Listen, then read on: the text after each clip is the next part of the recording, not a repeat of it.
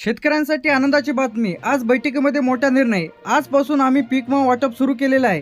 कृषी मंत्री आणि मुख्यमंत्री उपमुख्यमंत्री यांची मोठी अपडेट इथं समोर आलेली आहे। तर आता 75% पीक विमा सर्व शेतकरी बांधवांच्या खात्यामध्ये। मुख्यमंत्री देवेंद्र फडणवीस, उपमुख्यमंत्री एकनाथ शिंदे, कृषी मंत्री दत्तात्रय भरणे यांच्या बैठकीमध्ये मोठा निर्णय। आजपासून पीक विमा जमा होण्यास सुरुवात। केंद्र सरकार, राज्य सरकार आणि पीक विमा कंपन्यांकडून तब्बल 2400 कोटी रुपयाचा पीक विमा, 2400 कोटी रुपयाचा पीक विमा मंजूर होऊन 75% जमा होण्यास सुरुवात। तर आता डीबीटीद्वारे पैसे या जिल्ह्यांमध्ये खात्यामध्ये जमा होण्यास सुरुवात झालेली आहे। यामध्ये जे काही जिल्हे आहे नाशिक, जळगाव, सोलापूर, अहमदनगर, बीड, लातूर, धाराशिव, नांदेड, तर या जिल्ह्यांमध्ये पीक विमा जमा होण्यास सुरुवात। तर आता यामध्ये जे काही पिकांचा समावेश आहे, सोयाबीन, कापूस, तूर, गहू, हरभरा, उडीद, मूग, तर या पिकांचा जर तुम्ही पीक विमा काढलेला असेल तर सर्व शेतकरी बांधवांसाठी अतिशय आनंदाची बातमी आहे। तर या पिकांचा पीक विमा मंजूर होऊन वाटप देखील सुरू झालेला आहे। यामध्ये सोयाबीन असेल, कापूस, तूर, गहू, हरभरा, उडीद, मूग, तर या पिकांचा पीक विमा।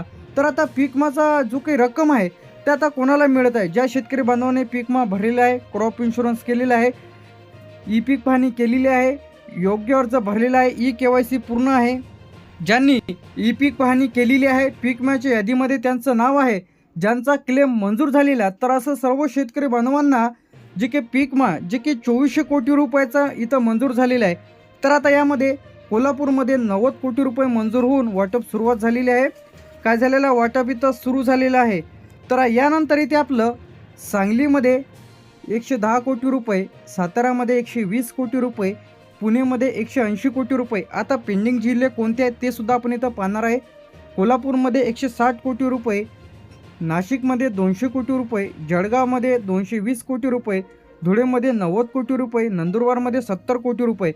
कोल्हापूर, सांगली, सातारा, पुणे, सोलापूर, नाशिक, जळगाव, धुळे, नंदुरबार, यानंतर जे ते आपलं अहमदनगरमध्ये ते 70 कोटी रुपये जमा होण्यास सुरुवात। छत्रपती संभाजीनगरमध्ये 150 कोटी रुपये, जालन्यामध्ये 100 कोटी रुपये, बीडमध्ये 180 कोटी रुपये, लातूरमध्ये 140 कोटी रुपये, धाराशिवमध्ये 110 कोटी रुपये, परभणीमध्ये 130 कोटी रुपये।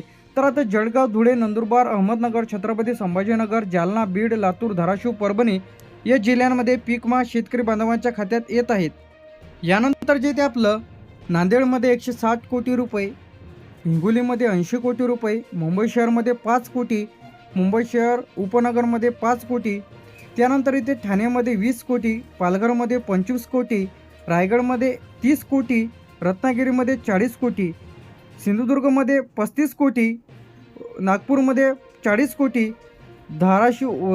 वर्धामध्ये इथे आपलं 30 कोटी, भंडारामध्ये 20 कोटी, गोंदियामध्ये 20 कोटी, चंद्रपूरमध्ये 50 कोटी, गडचिरोलीमध्ये 45 कोटी, अमरावतीमध्ये 60 कोटी, अकोल्यामध्ये 55 कोटी, यवतमाळमध्ये 150 कोटी, बुलढाणामध्ये 140 कोटी, वाशिममध्ये 50 कोटी।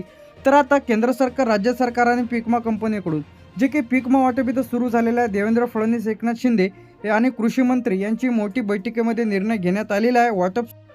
आता यामध्ये केंद्र सरकार, राज्य सरकार आणि पीक विमा कंपनीकडून 2400 कोटी रुपयाचा पीक विमा इथं वाटपास सुरुवात झालेली आहे। पैसे जे आहे हे शेतकरी बांधवांच्या डीबीटीच्या द्वारे डिस्ट्रिक्ट वाईज इथं पैसे इथं जमा होत आहे।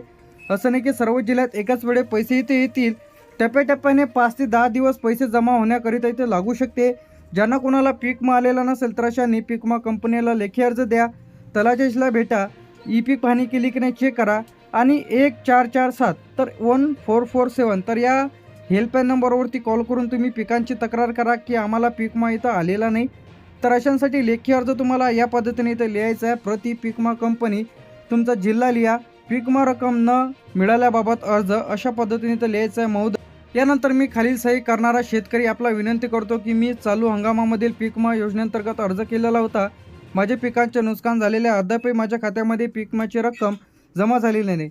इथं तुमचं नाव लिहा, गाव, तालुका, जिल्हा, पिकाचे नाव, अर्ज क्रमांक, जे काही तुम्ही पीक विम्याच्या पावतीवर तुमचं ॲप्लिकेशन ID राहील ते टाकायची आहे, बँक खाते क्रमांक व्यवस्थित टाका। तसेच मी ई पीक पाहणी पूर्ण केलेली आहे। तसंच तुमचे पंचनामे देखील, आमचे पंचनामे देखील झालेले आहे। दिनांक लिहा, मोबाईल नंबर, नाव लिहा, स्वाक्षरी करा।